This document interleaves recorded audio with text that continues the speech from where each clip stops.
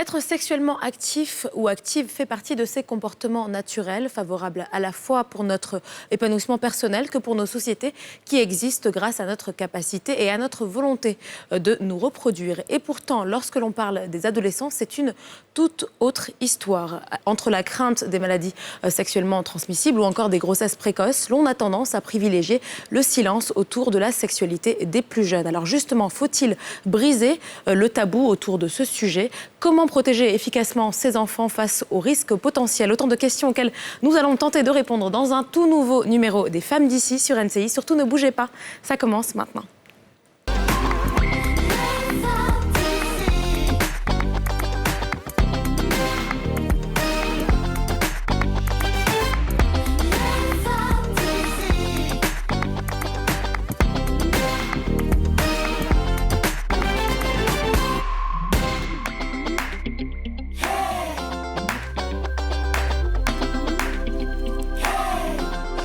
Bonjour et bienvenue sur le plateau des Femmes d'ici sur NCI, votre rendez-vous 100% féminin et 100% franc-parler. Bonjour les filles, comment ça va? Ça va bien, merci Hélène. On dit quoi? Bien ta coiffure. Merci, je change un petit peu de tête. Ouais, c'est vrai. Il faut. Franchement. Tout le monde critique mon chignon. On avait fatigué. ton chignon, on en a marre. On avait trop vu. Vous savez pas ce que c'est que de coiffer des cheveux naturels. Maintenant que toi, tu as fini là, il reste Aurélie maintenant. Faut changer ta coiffure. Non, mais Aurélie, ça va, elle change un petit peu. Oh, ça va, je change de temps en temps. J'ai temps. les cheveux longs, donc à la base, je peux faire ce que je veux, mais bon, de temps en temps, changer. Ouais. Un jour, je le ferai. Elle voulait nous dire que ses cheveux sont longs. Bah Et oui, les écoutez, gens hein. me disaient que c'est juste long. Ah bah oui. Alors, et puis aujourd'hui, on parle des grossesses, de la sexualité chez l'adolescent. C'est la peur de tout parent de savoir en fait le rapport que son enfant aura avec la sexualité. Et aujourd'hui, je pense qu'avec les réseaux, avec Internet, les technologies, qu'on le veuille ou pas, les enfants auront accès aux informations. Donc je me dis, est-ce qu'il ne faut pas que les Et aux images. Et aux images. Et donc est-ce qu'il ne faut pas que les parents parlent aux enfants? Et s'il faut parler aux enfants, quel est le meilleur âge? À quel moment est-ce qu'il faut parler de sexualité à ses enfants? C'est une très bonne question, Kadi. Moi, je suis d'accord qu'il faut qu'on parle aux enfants dès le plus bas âge. Après, il y a plusieurs manières. Il faut apprendre à savoir de quelle manière il faut parler à ces enfants-là. Comme tu l'as dit, les réseaux sociaux, Internet, YouTube, les sites souvent Gratuits. les sites gratuits qui redirigent justement vers des sites où on ne contrôle pas. Donc, vaut mieux que dès le plus bas âge, il faut en parler. Mais comment il faut en parler? Ce serait bien c'est bien aujourd'hui qu'on soit dans cette thématique pour le développer. Moi, je suis d'accord. J'ai envie de dire que plus que d'en parler, il faut en parler dans le terme concret, en fait. Il faut dire, bon, alors peut-être pas au plus bas âge, non, mais quand on atteint la puberté, quand on a la capacité ou commence à avoir des désirs sexuels, comme c'est le cas de beaucoup d'adolescents ou de préadolescents, commencer à dire à ses enfants, c'est pas que je t'autorise ou que je t'encourage à avoir des rapports sexuels, mais le cas échéant, voilà ce qu'il faut faire, voilà comment on fait pour ne pas tomber enceinte, voilà comment on fait pour ne pas subir le risque de maladies sexuellement transmissibles. En fait, je pense que c'est la façon la plus réaliste. Enfin, je sais pas, j'ai pas d'enfant encore. Mais moi, je suis totalement d'accord. Et en plus, déjà, moi, je dis, ça commence dès le bas âge. Je vois qu'il y a beaucoup de personnes qui, même quand l'enfant est tout petit, qu'il est en train d'apprendre les parties de son corps, on fait les bras, on fait la tête, on fait les mains, les pieds, et on saute cette partie-là. Mais c'est une partie intégrale du corps de l'enfant. Ça y est, là, il faut qu'il sache comment au moins l'appeler. Et puis, au fur et à mesure, on commence à dire, bon, ça, c'est ton vagin, mais on ne touche pas, par exemple. Et les enfants sont très tactiles. Donc, après, ils veulent toucher les fesses, ils veulent toucher... Donc, on leur dit qu'on ne touche pas parce que c'est une partie intime, mais tu dis le nom. Quand on commence le tabou autour de ça dès le bas âge, ils viendront plus jamais te demander 10 ans plus tard qu'est-ce que j'en fais au fait. Ils vont trouver sur le net. Donc, je suis totalement d'accord avec vous. Malheureusement, nous, on n'a pas eu forcément cette éducation où on nous a parlé de sexe. Moi, on m'a jamais parlé de sexualité. Mais je me dis que peut-être parce que nos parents n'avaient pas les réseaux sociaux, ils n'étaient pas aussi open à toutes ces informations. C'était tabou aussi. C'est ça, mais je pense que ça reste toujours tabou. Mais c'est le fait qu'on ait aujourd'hui accès à des informations qui facilitent le fait que nous, en tant que parents, on va faire ce que nos parents n'ont pas fait. Donc, il faut parler aux enfants dès l'âge qu'ils commencent à comprendre, en tout cas. En fait, on n'a pas trop le choix. Exactement. Alors, à quel âge faut-il parler de sexualité à ses enfants? Comme tous les jours, on vous a posé la question et on écoute certaines de vos réponses.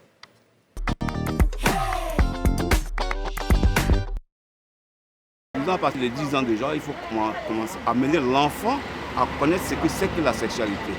Et au plus profond, à partir de 11 ans déjà, il faut lui montrer à quel moment elle doit ses menstrues et puis continuer davantage de discuter avec elle.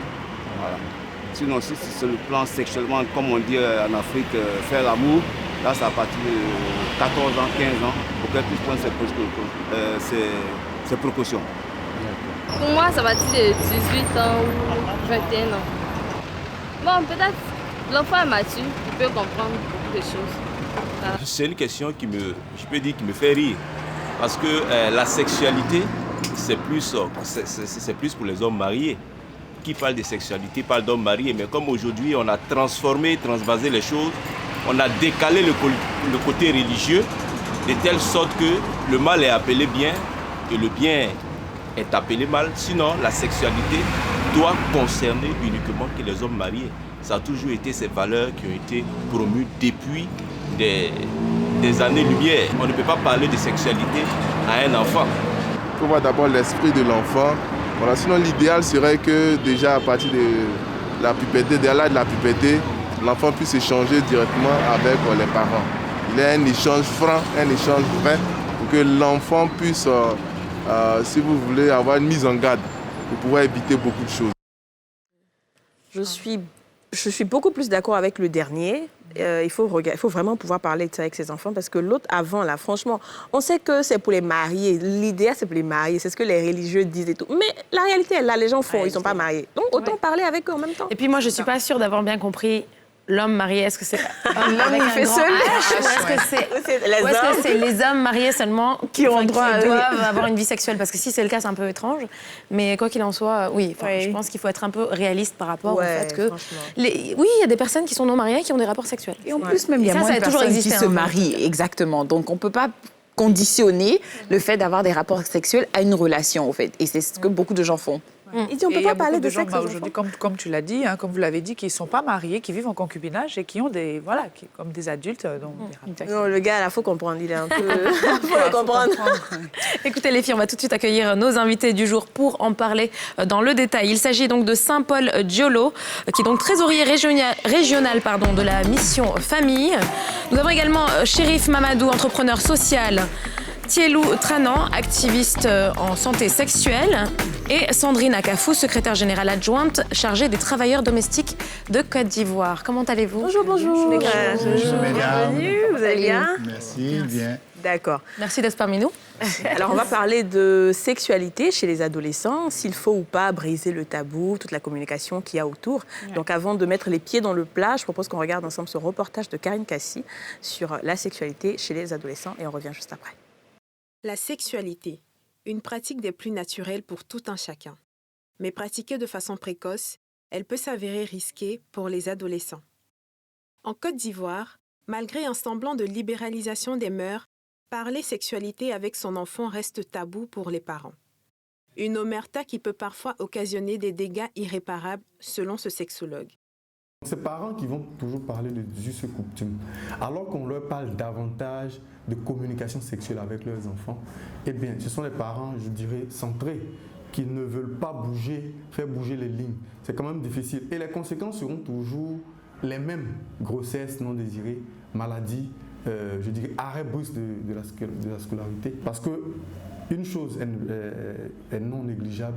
Lorsque un élève brillant ou une élève brillante commence à pratiquer la sexualité, naturellement ou spirituellement, arrivé un moment, la nature va lui proposer ou l'imposer un choix, soit la sexualité, soit l'école. Et lorsque l'on est adolescent, les raisons qui poussent à sauter le pas sont très souvent externes. Il y a la curiosité, il y a le manque d'informations sur l'acte qu'on va poser, il y a le manque d'éducation, il y a l'effet de mode, parce que ce n'est pas facile de cheminer avec un copain, une copine qui, elle, est déjà engagée sexuellement et vous n'êtes pas encore. C'est frustrant pour les adolescents à un moment donné, donc ils vont vouloir faire comme. Selon Jean-Paul, les parents gagneraient à parler avec leurs enfants, surtout à l'ère du numérique, offrant une multitude d'informations et de tutoriels gratuitement. Il n'y a aucun sujet tabou qu'ils tiennent en ce 21e siècle. Parlez avec vos enfants. Un enfant qui pose des questions, par exemple, sur comment faire des bébés, à qui on va dire « Qui t'a appris ça ?» Ce n'est pas de ton âge. Mais les questionnements de l'enfant ne s'arrêtent pas pour autant. Il va continuer sa curiosité auprès de ses amis, à l'école, auprès d'Internet. À partir d'un clic, on le sait, à partir d'un clic, on tombe sur des films pornographiques gratuits, des bouquins qu'on peut acheter à des librairies par terre, n'importe comment. Donc je veux dire, le fait de renvoyer votre enfant n'est pas la solution. C'est quand même bénéfique pour nous, parents, d'informer les enfants, parce que quand l'enfant est malade ou qu'elle prend une grossesse, eh bien, même si on s'en fout, pour finir, on paye quand même le prix avec l'enfant. En Côte d'Ivoire, les adolescents représentent environ 30% de la population. 23% d'entre eux sont sexuellement actifs. Alors, ce que je propose, c'est qu'on commence par un petit tour de table avec tous nos invités. Et j'aimerais commencer par une question simple, mais qui est très importante. Et c'est un peu l'un des sujets dominants de ce thème. À quel moment pensez-vous qu'il faille parler de sexualité avec ses enfants? On va peut-être commencer par vous, Mamadou Chérif. Par moi? Oui, à vous. Oui. Ok, je vous remercie. En fait, pour moi, parler de sexualité, il faut parler de la sexualité à un enfant dès que l'enfant commence à apprendre. Il faut commencer par des gestes d'abord.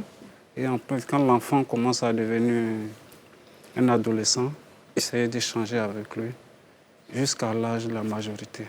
Régulièrement être plus proche de l'enfant, à l'écoute de l'enfant, échanger avec l'enfant comme un ami.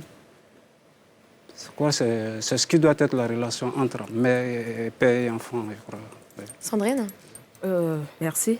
Moi, je pense que déjà à l'âge de 10 ans, on peut commencer à échanger avec l'enfant sur ce sujet. Voilà, parce que maintenant, nos enfants sont plus pubères que nous avant. Déjà, d'autres à 10 ans, elles ont déjà les cycles menstruels et tout ça, elles apprennent ça à l'école et tout. Donc, je pense qu'à déjà à l'âge de 10 ans, le petit garçon et la petite fille, on peut en parler. Et vous? Alors, moi, j'aurais dit des années auparavant, peut-être au niveau de la période de la puberté. Mais à cause de la récurrence des cas de viol, moi, je préconise que cela se fasse à partir de l'âge de 5 ans. Pour que l'enfant puisse apprendre à communiquer lorsqu'il est question de sa sexualité, lorsque l'enfant est en danger, comment s'exprimer, comment parler de manière libre. Donc, je propose vraiment que ce soit à partir de 5 ans. Plutôt. À vous, Saint-Paul. Merci bien. Le sexe peut être bon comme il peut être mauvais. Aujourd'hui, nous parlons de la sexualité active au niveau des adolescents. Aujourd'hui, le phénomène est récurrent. Et que faire? Je pense que l'âge que vous avez demandé doit commencer à partir de 3 ans, 4 ans, à causer avec nos bébés. Avec les bébés. J'ai vu ça quelque part, je pense. Il y a un médecin qui a dit qu'il fallait commencer à partir de 2 ans afin que l'enfant lui-même il ait envie de poser des questions et tout. Mais justement, ça vient à ma question. Est-ce qu'il faut attendre que l'enfant pose des questions avant de parler, ou il faut juste dire, bon, voilà, aujourd'hui, on va parler de sexe? J'ai envie de t'expliquer, voilà. Vous pensez qu'il faut attendre que l'enfant vienne vers vous, en tant que parent, pour dire, papa, c'est quoi ça, ou alors vous initiez juste la conversation? Oui. Allons-y avec vous, oui. Au fait, en ce qui concerne les nouveau-nés, qui ne parlent pas, qui ne s'expriment pas, c'est naturel. Par des gestes, on éduque l'enfant. Par des gestes. Vous serez bien d'accord avec moi que la petite fille, à un certain âge de sa psychologie, elle commence à se cacher le sexe. Ce n'est pas quelqu'un qui l'apprend, c'est inné en elle. Ça, c'est naturel. Vous êtes sûr que c'est inné? Oui. Je ne suis pas sûre. Je pense que c'est parce qu'on dit aux enfants, il faut s'habiller, il faut porter une culotte. Non. La pudeur de l'enfant, c'est naturel. Arrivé à un certain âge, que vous ne le voyez ou pas, l'enfant ne va pas s'asseoir à faire des choses. Sa nudité va commencer à l'intéresser. Elle va commencer à se cacher. Ça, on ne l'apprend pas, mais ce n'est pas des gestes. Par la vue de la mère, par le comportement de la mère. C'est l'environnement. L'environnement, en fait. C'est ce que monsieur voulait dire. Maintenant, communiquer avec l'enfant de sexualité à partir de l'adolescence, je crois que là, il faut être beaucoup actif, plus proche de l'enfant, échanger. La mère, quand il s'agit de la fille, le garçon, quand il s'agit du père, échanger, parce que l'enfant prend le comportement de la mère ou du père. Alors dites-nous, Sandrine, est-ce que parlons de... On n'est pas obligé d'attendre. Maintenant, puisque vous dites aujourd'hui, nos enfants regardent beaucoup la télévision. Et le plus souvent, ils ont nos portables. Ouais. Pas parce que... Déjà, un enfant de 5 ans, il sait déjà manipuler, il sait aller sur YouTube. Oui. Oui, un enfant de 5 ans, il sait aller sur YouTube. Ne serait-ce que pas parce qu'il veut regarder des jeux vidéo. Mais il y a des jeux vidéo téléchargés déjà, des jeux de cartes ou bien de dessins et autres. Donc, l'enfant, par mégarde, peut aller là où il ne faut pas. Donc, je pense qu'on n'est pas obligé d'attendre. Il faut engager la discussion avec l'enfant. Quand l'enfant te demande comment on accouche, comment le bébé sort, souvent même tu es embarrassé, tu ne sais même pas ce que tu vas lui dire. Oh, il a seulement 5 ans ou bien 6 ans. Voilà, donc je pense qu'il ne faut pas attendre. Oui. Alors après, c'est vrai qu'il y a une conversation qu'on a avec des petits autour de la sexualité, des parties génitales, mais on parle particulièrement aujourd'hui de la sexualité chez les adolescents. Alors j'imagine que les questions et le thème est complètement différent en fonction de l'âge, quand on sait que la personne en face de nous, notre enfant, peut avoir des rapports sexuels, qu'il soit actif ou pas. Alors est-ce que vous préconisez avoir des conversations transparentes sur la contraception, sur la prévention de maladies sexuellement transmissibles, sur la façon de se protéger quand on a des rapports, avoir cette conversation transparente? Je vous laisse y aller, allez-y. Oui, je pense. Parce que, comme je le disais tout à l'heure, ceux qui sont nés dans les années 70 et autres, ça, c'est un autre monde. Aujourd'hui, nous sommes face à des réalités. Ouais. Et ces réalités, c'est que nos enfants, ils apprennent beaucoup. Avant, on n'avait pas accès au téléphone. On avait le téléphone fixe. Aujourd'hui, on a les téléphones intelligents. Et nos enfants prennent souvent des informations là où il faut. Donc, je pense qu'il est aujourd'hui important pour nous. C'est vrai que la question, on n'en parle pas trop parce que c'est tabou. Vous savez, le parent, il reporte ce qu'il a appris de ses parents.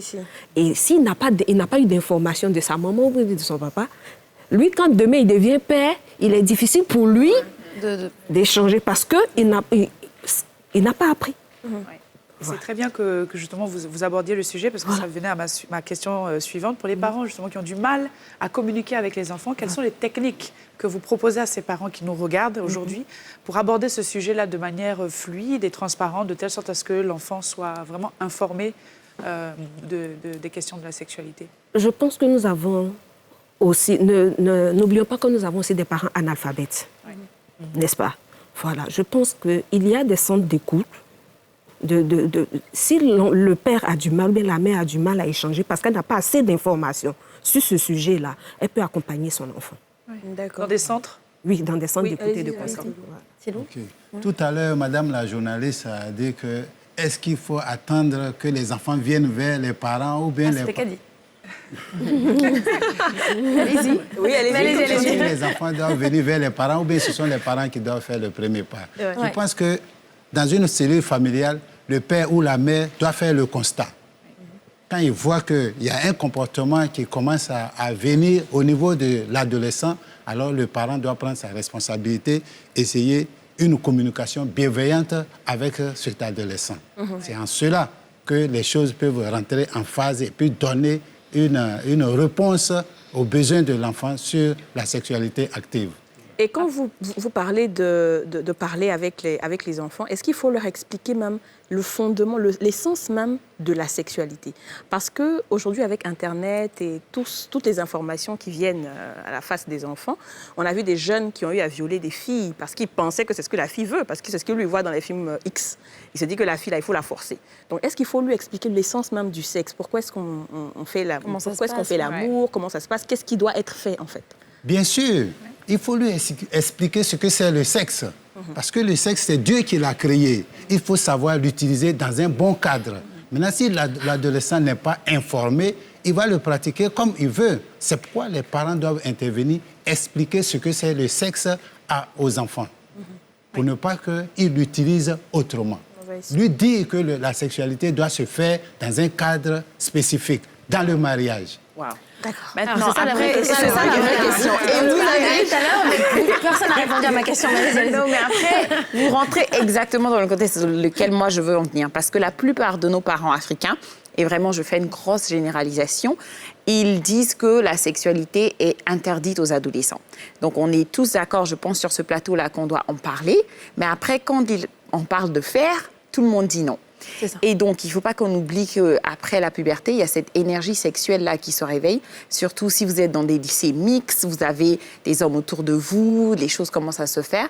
Comment est-ce que vous pouvez canaliser et comment guider vos enfants à canaliser cette énergie? Qu'est-ce que vous leur dites? Ça, c'est permis, ça, c'est pas permis. Mais après, quand vous dites c'est pas permis, qu'est-ce qu'ils font de cette énergie? Qu'est-ce qu'ils en font? OK. À cette question, je dirais que c'est un besoin naturel. Oui. À un certain âge, c'est des éléments qui ressortent. Voilà. C'est là le rôle des parents et puis le rôle des gouvernants pour canaliser toutes les informations que reçoivent les adolescents. Okay. Il faut leur parler. Il faut communiquer en leur disant le sexe, il est bon, mais il faut qu'il soit pratiqué dans le mariage. Pas maintenant. L'adolescent peut avoir un ami, mais mettre le sexe de côté. D'accord. Vous pensez qu'interdire et dire c'est dans le cadre du mariage, c'est une façon efficace de voilà, prévenir? Pour qu'ils sachent véritablement l'importance du sexe. Est-ce que j'ai envie que vous réagissiez, s'il vous plaît? On doit attendre le mariage? Est-ce que c'est vrai? On dit c'est dans le mariage ou rien, et vous pensez que c'est efficace? Ça marche? Tout le monde attend le mariage. Moi, je pense que non.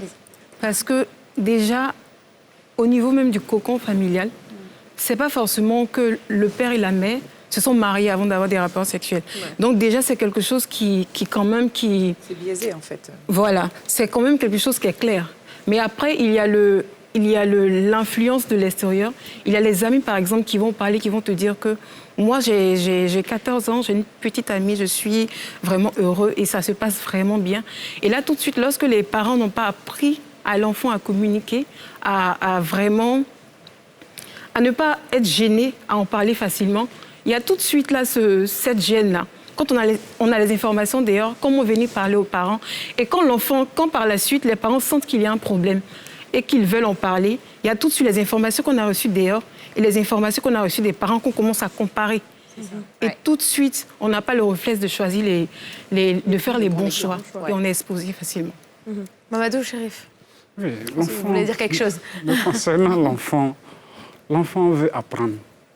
Les parents doivent être ouverts à l'enfant, l'écouter, être à ces choses. Et ne pas se refermer de l'enfant, c'est comme si on le repoussait à aller faire de n'importe quoi. Et c'est ce qui crée beaucoup de problèmes dans nos sociétés d'aujourd'hui. Non, mais pour revenir à la question qui concerne la sexualité des adolescents. Oui. Pour revenir à votre question... Hors du mariage, vous en pensez quoi? Vous savez, l'énergie sexuelle n'est pas la plus puissante des énergies que Dieu a créées sur Terre. Ça, c'est vrai. Ouais. C'est possible de canaliser cette énergie, c'est possible. Et les facteurs pouvant nous amener à canaliser cette énergie par les enfants sont tout autour de nous. L'éducation, le côté moral, une harmonisation de la famille. Voici un peu des facteurs qui peuvent amener un peu à canaliser cette énergie sexuelle chez l'enfant jusqu'à l'adolescence. Je vais partager un exemple précis de comment, je dirais, ma mère a fait pour canaliser cette énergie. Parce qu'après, moi, j'aimais lire et tout. Et donc, après, j'ai commencé à lire les romans comme Adoras et tout. Et donc, vraiment, je posais énormément de questions. Je disais, mais je vais trouver mon prince charmant et tout. Elle a compris que j'étais une grande rêveuse, j'étais très ambitieuse dans tout. Et donc, elle m'a fait une picture ou bien une idée de l'homme parfait. Et donc, après, dans ma tête, je disais, bon, tant que je ne vais pas m'amuser, je ne vais pas perdre mon temps, moi, j'attends mon prince charmant.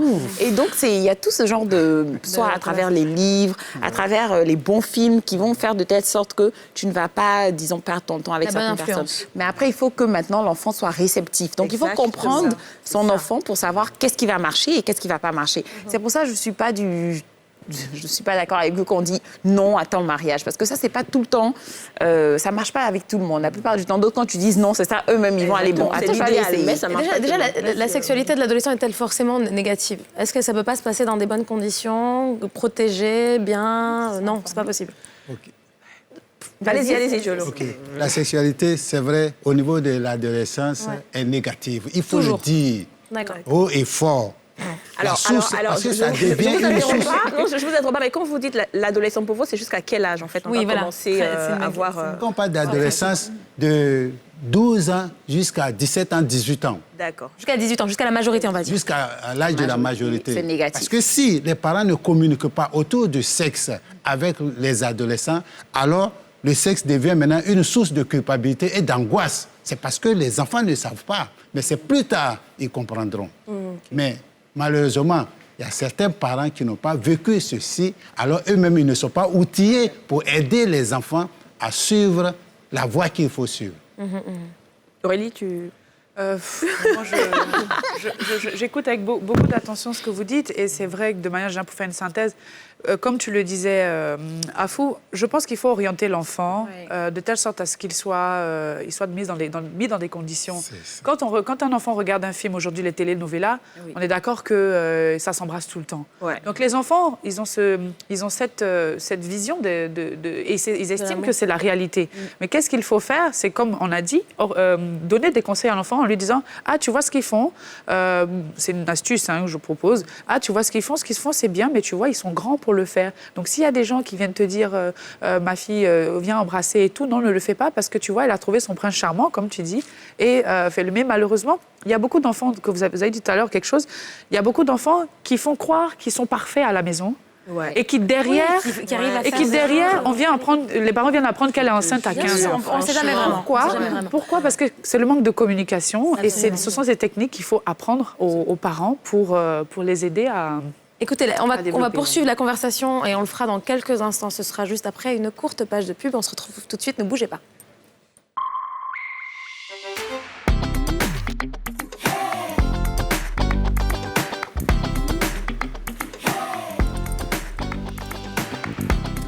Bienvenue à vous. Si vous nous rejoignez, vous êtes sur NCI dans votre émission favorite Les femmes d'ici. Et aujourd'hui, on parle de la sexualité chez les adolescents.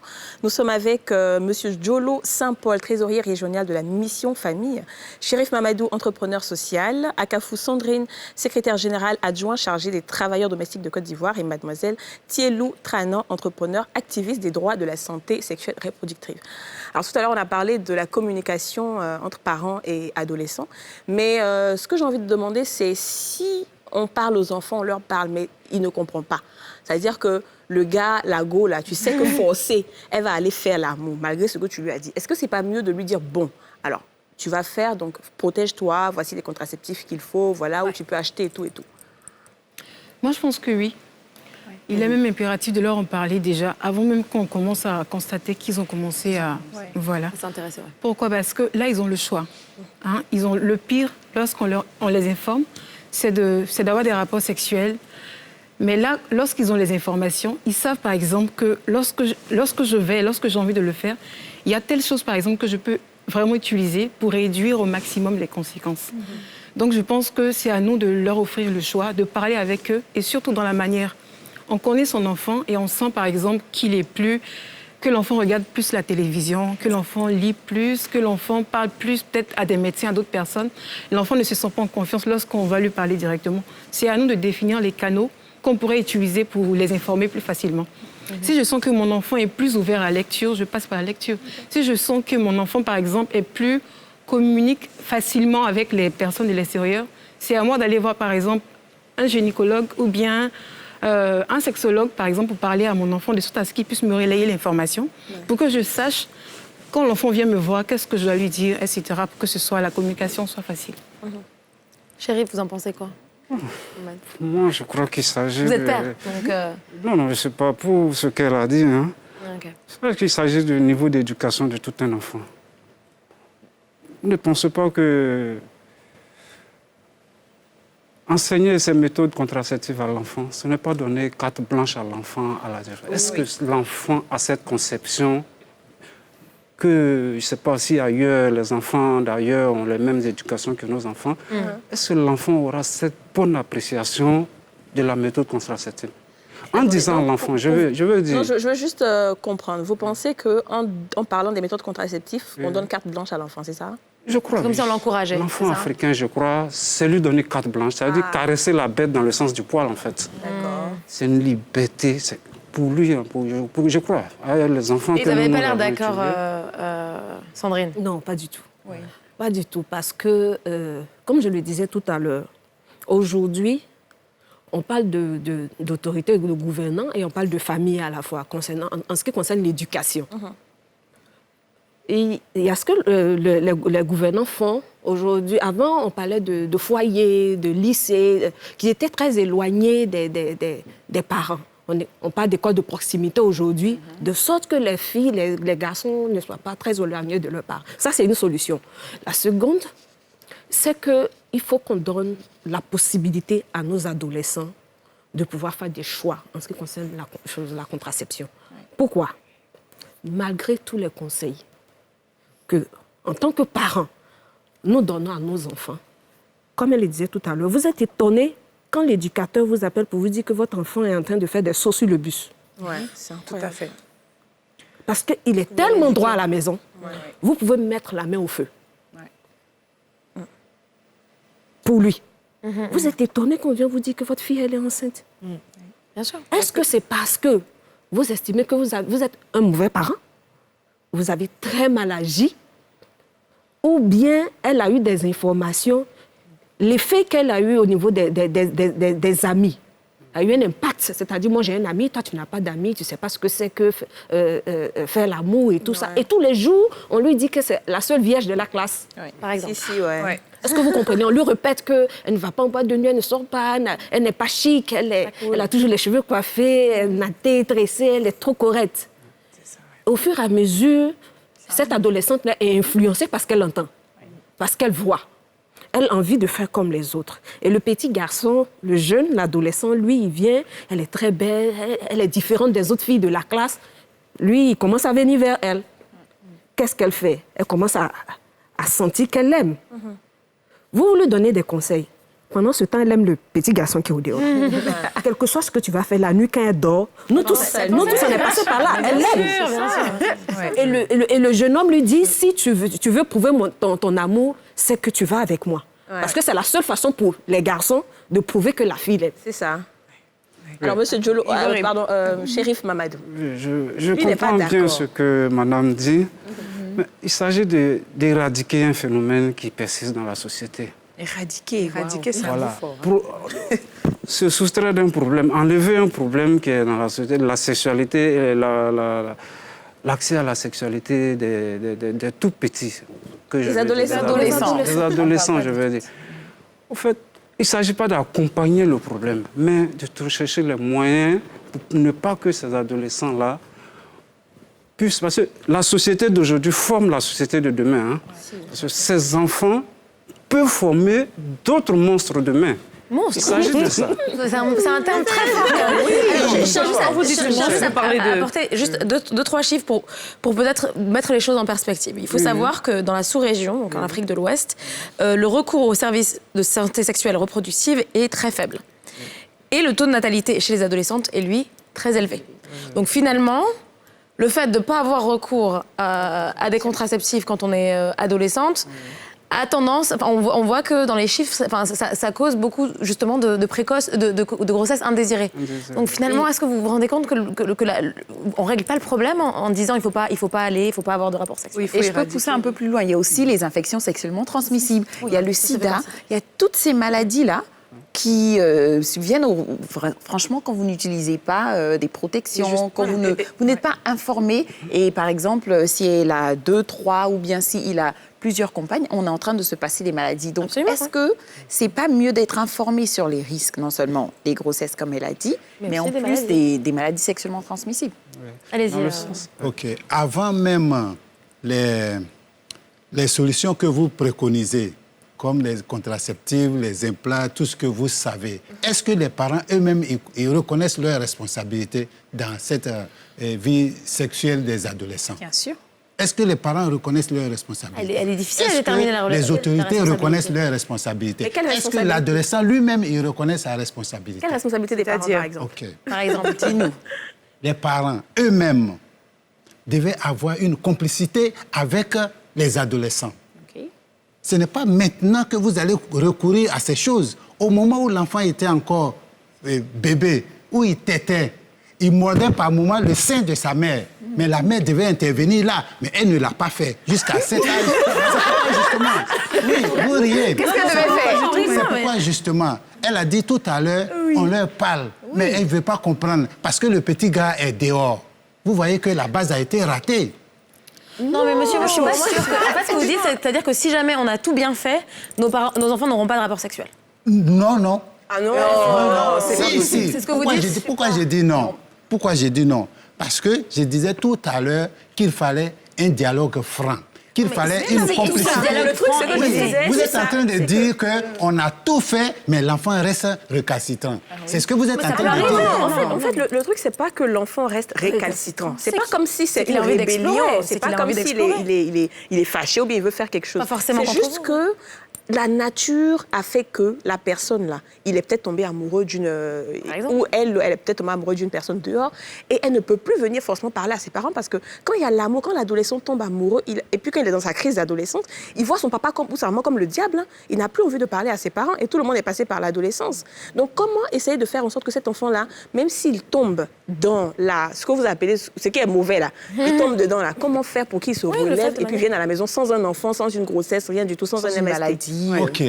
Il faut prendre l'adolescent comme son ami. Oui. De la manière dont l'adolescent va se confier à ses amis dehors, c'est comme ça qu'il faut amener l'enfant à être ami à la maman ou au papa. Donc vous êtes d'accord qu'une éducation trop rigide peut amener l'enfant justement à fuir ses parents de telle sorte à ce que, contrairement à ce que monsieur disait, parce que monsieur Chérif. Non, tout ça, on ne fait pas d'éducation à la contraception, à la reproduction, on n'en parle pas.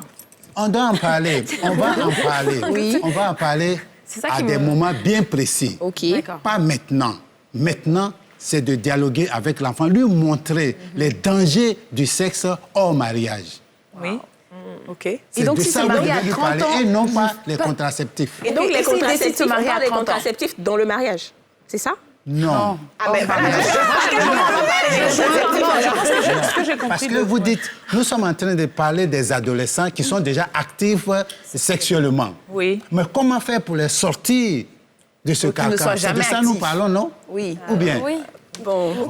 Non, on parle aussi de ceux qui vont continuer à avoir une activité sexuelle et qui doivent le faire de manière saine. Oui ou non. Je ne sais pas si vous pensez qu'il faut... Pour lui, il ne faut pas le faire. Je pense que ce que monsieur dit, c'est pas réel. Oui. C'est pas réel. C'est pas réel. C'est pas réaliste aussi. Non, c'est pas réaliste.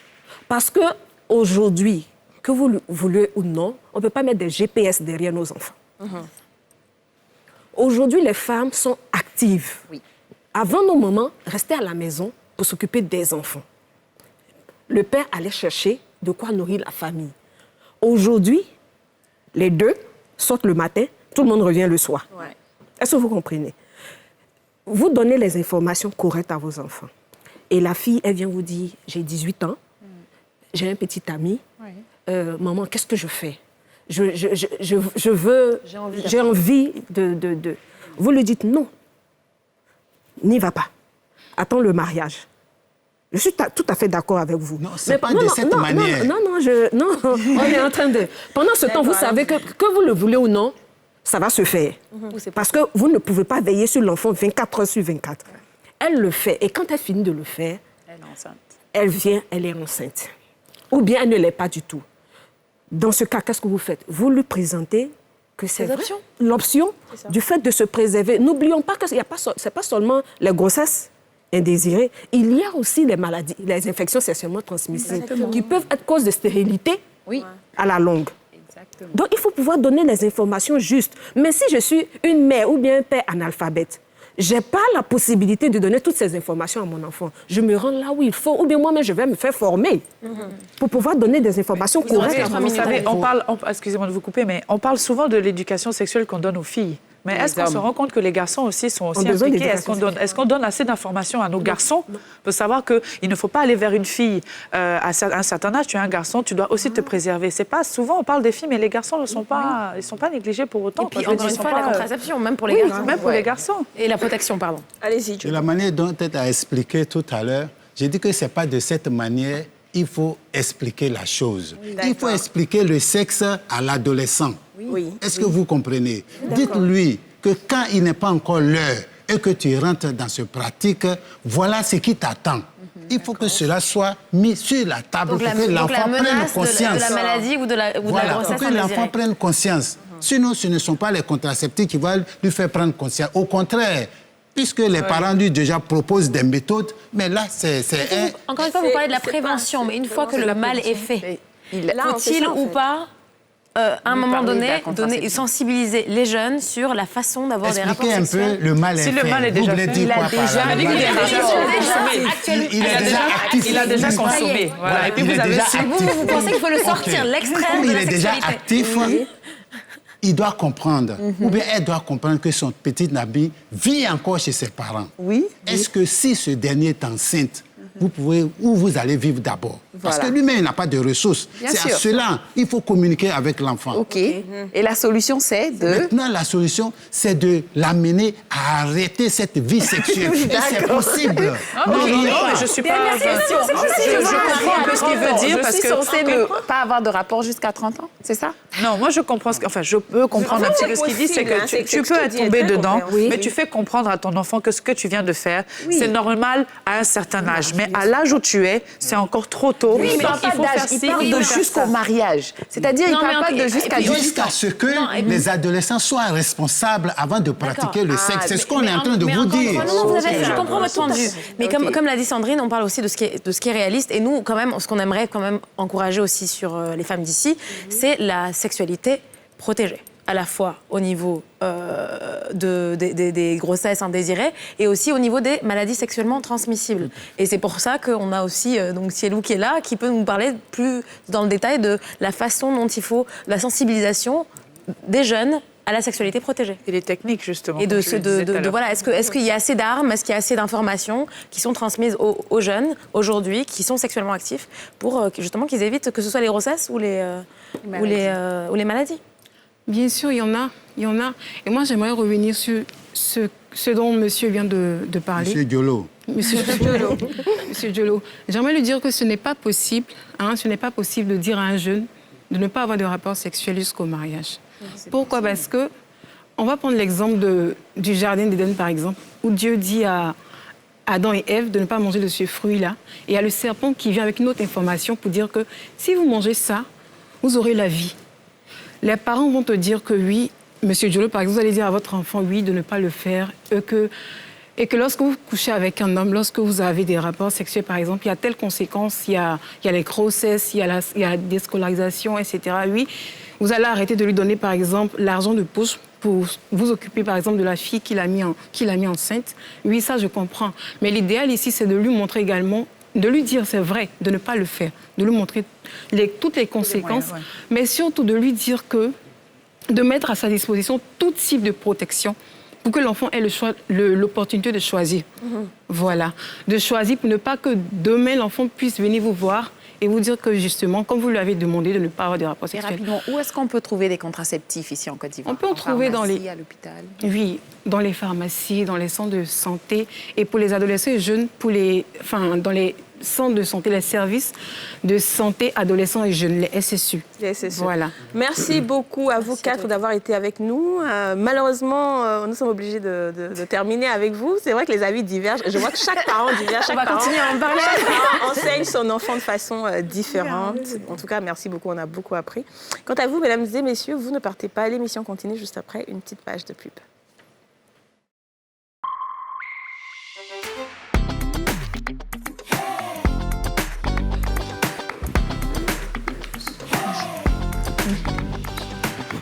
Bienvenue à vous si vous nous rejoignez sur le plateau des Femmes d'ici sur NCI. L'émission continue, on va changer un petit peu de registre dans la chronique business de Afou Touré. Donc les filles, aujourd'hui on va parler de comment s'organiser dans la chronique du jour parce que je trouve que c'est tellement important d'avoir un calendrier bien défini, de prendre du recul d'abord. Moi c'est toujours la première des choses que je fais, c'est vraiment analyser les activités que j'ai à faire. Quelles sont les tâches que je dois accomplir aujourd'hui et je commence d'abord avec les tâches les plus importantes ou bien celles que j'aime le moins ou bien qui ont tendance à être plus difficiles parce que c'est celles-là qu'on a tous tendance à procrastiner. On veut faire tout ce qui est, c'est-à-dire le moins important ou bien on va aller sur les réseaux et tout ça, mais vraiment se concentrer sur les tâches, c'est plus difficile. Et surtout, il y a un vrai sens de satisfaction, en tout cas pour moi, quand j'arrive à terminer cette tâche-là, disons, avant 10h ou avant 11h. Et puis, ça rentre dans le deuxième point, c'est de se fixer des limites. Il y a le syndrome du perfectionniste qui veut vraiment tout faire, tout bien, et après, tu passes toute la journée sur une seule tâche, tu es stressé, fatigué parce que tu n'as pas pu faire les autres choses. Et donc, c'est de vraiment identifier le temps minimum que cette tâche peut prendre, vous donner au moins 30 minutes additionnelles et voilà, définir que bon, d'ici 11h, je termine cette tâche-là et voilà, je passe à autre chose. Après, la deuxième chose que je recommande à tout le monde, maintenant, on a tellement de distractions autour des réseaux sociaux et même les notifications email et tout ça. Et après, le cerveau, il se déconcentre très rapidement et ça prend autour de 30 minutes pour se remettre dans le bain quand tu es au milieu d'une activité. Et donc, moi, ce que je fais, je retourne simplement mon portable, ne pas voir mon écran. Ça m'aide énormément. J'annule toutes les notifications. Comme ça, je vérifie mon email chaque heure. Donc, je suis concentrée sur ma tâche et après, dans 1 heure, on a toujours besoin de pause. Et ça aussi, c'est très important, prendre des pauses. Faut peut-être pas mettre son téléphone sur silence aussi. Oui, sur silence, le retourner, le mettre un peu loin. Et que tu as besoin qu'on te passe des coups de fil. Oui, c'est ça. Tu peux même le laisser si on doit t'appeler et que c'est urgent. Parce que la plupart du temps, le téléphone, c'est une distraction. À chaque fois que ça vibre, tu veux regarder. Et la plupart du temps, c'est pas urgent. Donc, c'est de le mettre de côté, de limiter les distractions, même sur l'ordi et tout ça. Et aussi de se concentrer, bien sûr, sur la tâche présente. Mais il faut s'assurer qu'on prend des pauses. Parce qu'on n'est pas des machines. C'est impossible de se concentrer pendant 4 heures, 5 heures. Après, même, ça te donne des migraines. Donc, tu prends des pauses et après, tu retournes aux tâches. Et ça joue aussi à mon deuxième point, qui est surtout de faire des tâches, par exemple, qui font 5 à 10 minutes. Et après, tu alternes avec des tâches qui sont plutôt un peu plus longues et tout ça. Et après, il faut aussi se connaître personnellement, savoir qu'est-ce qui vous prend de l'énergie et qu'est-ce qui vous en donne. Par exemple, il y a moi, par exemple, dans ma filière en finance et tout, la plupart du temps, il y a des modèles, par exemple, financiers, très techniques qu'on doit faire. Et moi, par contre, ça me prend de l'énergie, mais j'aime bien les faire. Donc, je vais les faire et après, j'alterne avec une activité qui m'en donne. Par exemple, je suis très extravertie. Donc, j'aime bien parler aux gens, j'aime les réunions et tout ça. Et donc, ça m'en donne. Donc, quand je finis un modèle de 2-3 heures, je veux bien planifier une réunion ou bien prendre ma pause déjeuner pour maintenant me ressourcer avant le reste. Et voilà, après, moi, je dis si tu as besoin de café, si tu as besoin de jus d'orange, du coca ou quelque chose pour te redonner un peu de pep dans la journée parce que 8h, 10h, c'est quand même assez long. Et comment tu fais quand tu as envie de prendre une pause toutes les heures, ça marche? Toutes les heures, ça c'est quand même beaucoup. Mais après, moi, je recommande franchement de se lever parce que vraiment, être assise aussi toute la journée, le corps humain n'est pas fait pour ça. Et de marcher, par exemple, si tu as un coup de fil à faire, tu le fais pendant que tu marches, tu vas aux toilettes et puis te déplacer un peu. Aussi, hein. Et puis voilà, et moi, en tout cas, j'essaie surtout vraiment à midi de sortir. Surtout l'air frais, ça aide énormément en termes de vraiment pouvoir prendre de l'air et puis après de retourner dans le bureau. Est-ce que tu peux te ressourcer avec les réseaux sociaux? Par exemple, sur Facebook c'est les mêmes écrans, ça fatigue les yeux. Il faut remarquer que le truc le plus simple, la plupart du temps, on a de l'attention ici. Mon médecin m'a dit c'est souvent rester sur bleu l'écran du téléphone. Quand tu quittes sur l'ordi, tu vas sur le téléphone, sors un peu, marche, même si c'est 10 minutes, et puis après tu remontes. Ça, vraiment, moi, ça me donne beaucoup d'énergie. Et le pire, c'est qu'on ne se rend pas compte que quand on commence sur les réseaux sociaux, on met plus de temps que prévu. On met, au lieu de 10 minutes, on prend 1 heure. Exactement. C'est un vrai problème. Mais c'est un bon type, le fait d'alterner des tâches plus chronophages et d'autres plus courtes. Exactement. Je pense que ça te permet au moins d'accomplir quelque chose. Quoi. Ouais. Et puis surtout, quand tu as ta to-do list, tu fais la liste et au fur et à mesure de vraiment check, et ça fait plaisir, au fait. Donc, ça fait tellement plaisir. Exactement. Par contre, quand tu avais genre 10 tâches et que tu en as accompli que 2 dans la journée, après, là, tu te sens tellement misérable. Ouais, non, c'est grave. Merci à vous pour toutes ces infos. Alors, aujourd'hui, dans la rubrique Le Miroir 2, nous allons nous intéresser à une association qui œuvre dans le développement scolaire de la petite enfance, mais surtout pour la sensibilisation des jeunes filles en milieu rural contre les maternités précoces. Elle en a fait son cheval de bataille. On vous en dit plus dans ce portrait de Aïcha Traoré, qui a créé l'ONG ProKid. Reportage signé Chèque Bleu.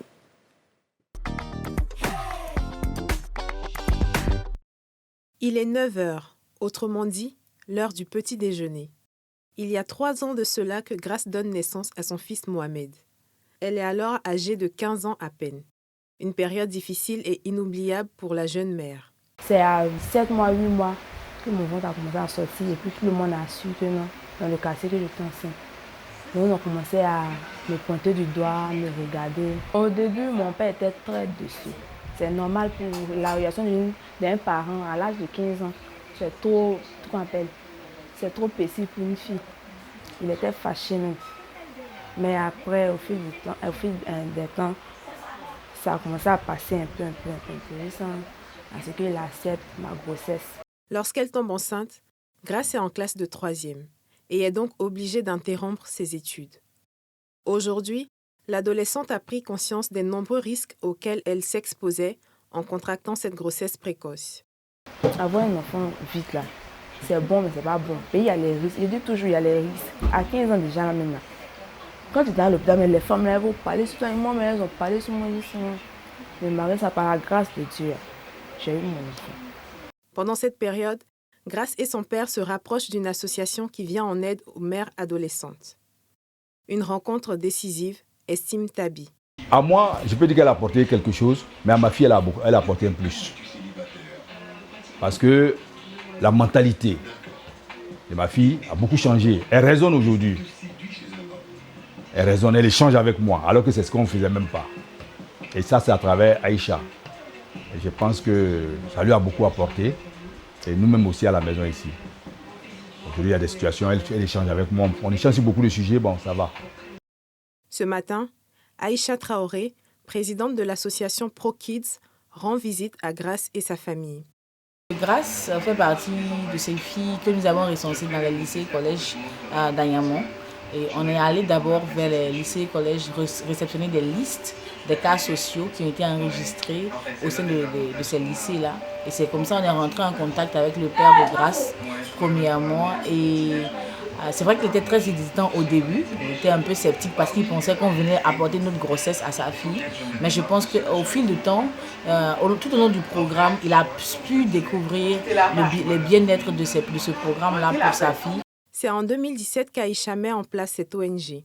Depuis, une dizaine de jeunes mères ont pu bénéficier du soutien d'Aïcha et de son équipe. L'ONG permet aux adolescentes de reprendre la route de l'école et leur offre aussi des formations dans la fabrication de savon artisanal et de bijoux. Ce programme consiste à renforcer leurs capacités, c'est-à-dire construire cette confiance en soi dont elles ont besoin pour avancer dans la vie et les préparer pour une réinsertion dans le système éducatif formel ou à des métiers qui pourraient les aider à générer des revenus dans le futur. Et pour elles, la sexualité ne devrait pas être un sujet tabou. Elles ne savent pas comment faire, elles veulent y aller. Et il y a un phénomène qui est très présent, dont on ne parle pas, c'est la camaraderie qui est un tueur silencieux. Elles se font des réseaux de filles qui sont entre elles des amies. Et si par mégarde, il y a une d'entre elles qui est plus avancée en sexualité et qui malheureusement est aveuglément engagée, sans responsabilité, ça amène tout un problème pour tout le clan. Donc c'est beaucoup plus travailler avec elles comme des sœurs. Redonner de la confiance aux jeunes filles devenues mères trop tôt et réduire le taux de grossesse précoce en milieu scolaire, c'est le principal défi d'Aïcha.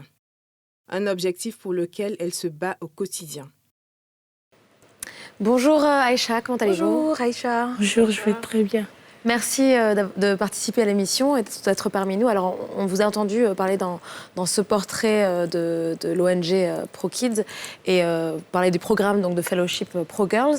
Vous évoquez donc ce problème qui touche particulièrement les filles et vous vous intéressez surtout aux filles qui sont déscolarisées du fait de grossesse précoce. C'est un phénomène qui est vraiment, vraiment répandu en Côte d'Ivoire? Ouais, je dirais que c'est un phénomène qui a toujours été présent. Parce qu'aujourd'hui, nous sommes contactés par des personnes qui ont la cinquantaine, la quarantaine, qui ont été des filles mères et qui n'ont pas eu d'accompagnement. Donc ce phénomène a existé pendant longtemps et malheureusement n'a pas été taclé, je dirais, par des associations ou par l'État ou par des institutions. Et aujourd'hui, beaucoup de personnes se retrouvent dans le programme que nous avons en tant que fille mère, en tant qu'ex-fille mère, en tant que... des personnes juste passionnées comme moi par la thématique. Nous en rencontrons dans tous les domaines, des journalistes, des personnes bien placées dans la société. Voilà, donc c'est vraiment un peu ce que nous remarquons. C'est un phénomène qui est réel en Afrique, je dirais, parce qu'on est contacté par des associations guinéennes, maliennes, sénégalaises qui parlent de la même thématique que nous et qui sont vraiment encouragées par le fait qu'on ait décidé d'en faire un champ de bataille et qu'on avance. Et comment est-ce que vous recensez ces filles-là? Où est-ce que vous les prenez? J'ai vu qu'il y a beaucoup qui viennent des lycées, mais est-ce que vous partez dans chaque collège pour chercher? Oui, exactement. Le recensement est encore très difficile pour nous parce qu'il n'y a pas de données en Côte d'Ivoire sur vraiment ce qui se passe avec les filles. Mais c'est vrai qu'on a le nombre de filles, qui tombent enceintes dans le milieu scolaire et ils n'ont pas idée de combien de filles tombent enceintes hors des écoles. Ouais. Alors voilà, puisqu'il n'y a pas de données, il faut faire du porte-à-porte. Il faut faire des recensements sur terrain, il faut aller de maison en maison. Et comme nous, notre programme, il est inclusif, c'est-à-dire qu'il implique l'école, les parents et l'enfant. Donc, il faut aller rencontrer les parents, leur expliquer le bien fondé de la chose, les convaincre, accepter qu'ils nous accompagnent. Parce que sans leur accompagnement, notre programme ne serait pas effectif. Il faut que les parents nous donnent leur avis et leur accompagnement pour qu'on puisse vraiment mener à bien notre bataille. Quelles sont les principales difficultés que vous rencontrez sur le terrain? Est-ce que les parents sont, comme vous dites, réceptifs? Comment ça se passe? Ils sont réticents. Très réticents. Parce que c'est nouveau. C'est nouveau déjà. Pour beaucoup, ils ne comprennent pas comment une jeune fille comme moi peut décider d'en faire son champ de bataille. Et pour eux, c'est comme une copine qui vient chercher leur fille pour aller l'enceinte encore. Donc déjà, ils sont très réticents, ce que je comprends très bien.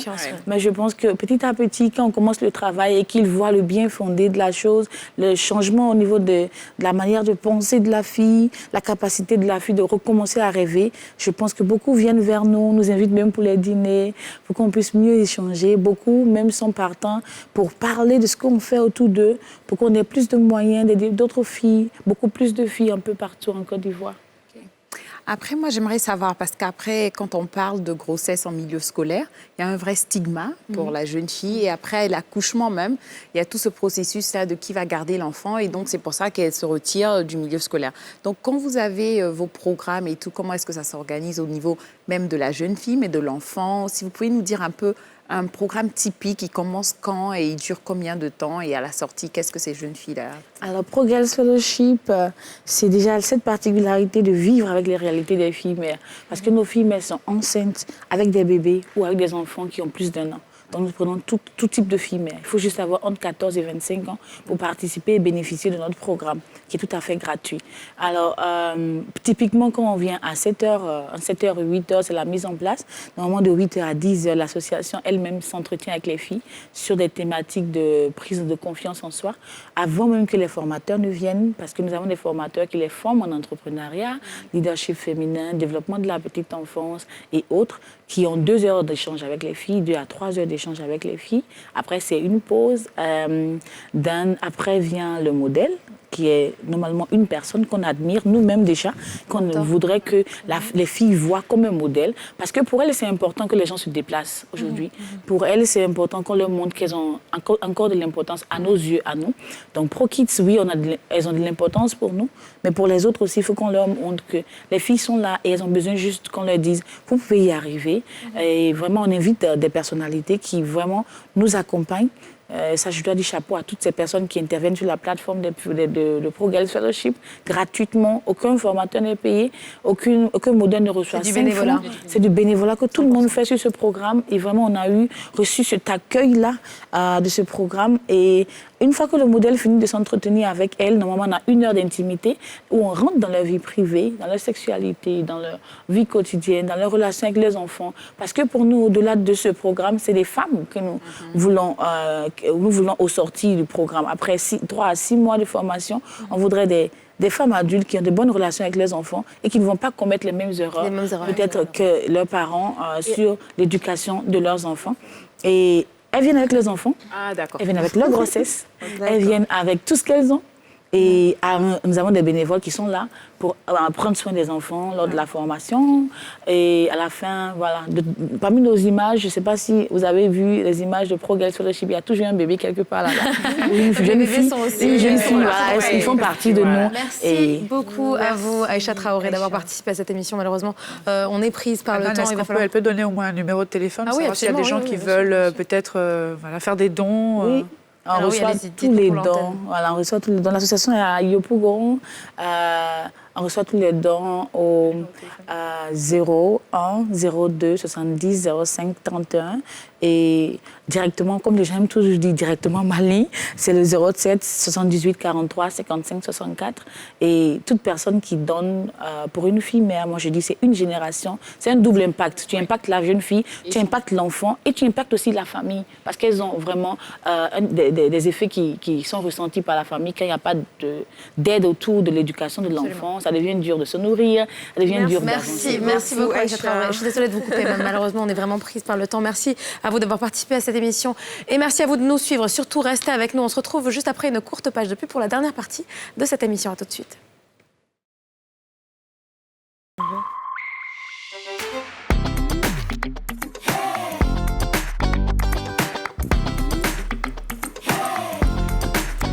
Retour sur le plateau des femmes d'ici. Nous sommes à la dernière partie de notre émission. Et comme il est presque 14h, je pense qu'on va regarder un petit plat dans cette rubrique à vos tabliers, les pâtes express. Miam, miam. C'est croque-monsieur. Croque-monsieur le fait.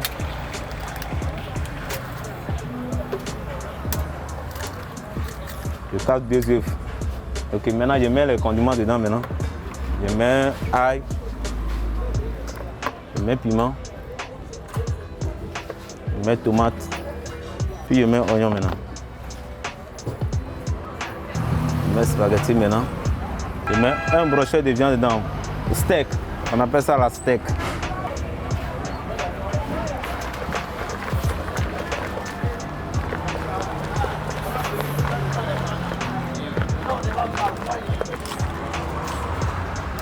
Un peu dur dans le poète. Il remet ça dedans.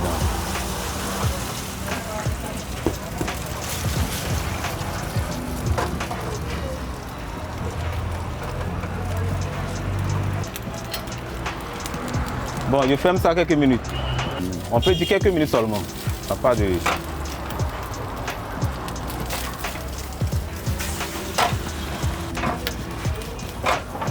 Ok, je fais encore quelques minutes.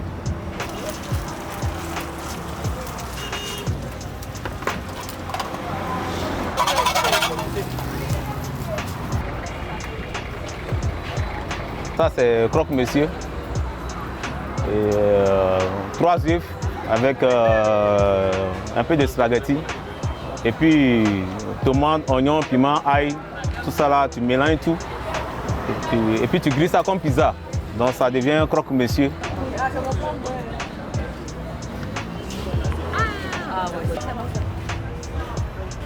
Mon frère que tu as appelé là, il est parti. Après ça là, on va faire ça là. Et puis... C'est les élèves là, quoi, voilà. Les élèves vont me tuer, quoi.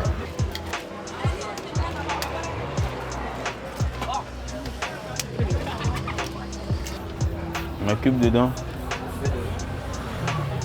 Je mets oignon. Je mets piment dedans.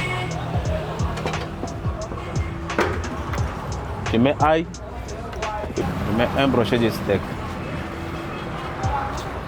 Tape ça maintenant.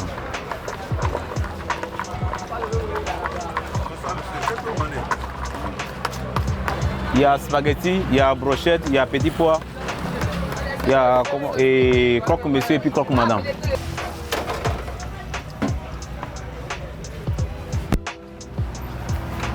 Croque-madame, c'est avec petit pois, c'est pas spaghetti. Et puis je ferme quelques minutes. Je l'ai envoyé le premier là.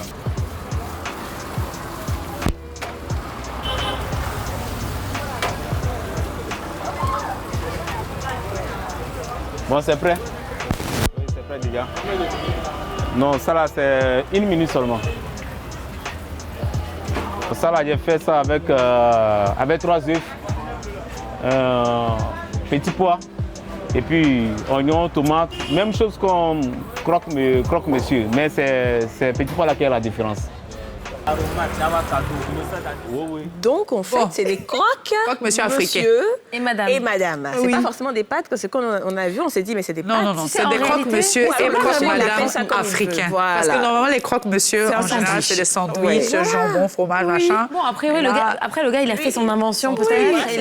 Il a surnommé comme il veut. Après, j'ai il parle même de l'impression que sa recette est pizza. un peu différente de ce qu'on voit dans les kiosques aussi. Franchement. Ouais, c'est Donc, vrai. C'est un kiosque de base. Ouais, c'est un kiosque. Donc, il a le droit d'appeler comme il veut. Franchement. Moi, j'avoue, pour le coup, il y avait plein de choses quand même dans le premier. Je sais pas si... C'est vrai. Ouais, mais bizarrement, ça me rappelle un peu mon enfance, hein, le kiosque avec le spaghetti rognon à l'époque et tout. Mais lui, c'est vrai qu'il a réadapté, mais ça me manque un peu. J'aimerais bien tester. Et mayonnaise. Ah ouais, là, c'est lourd quand même.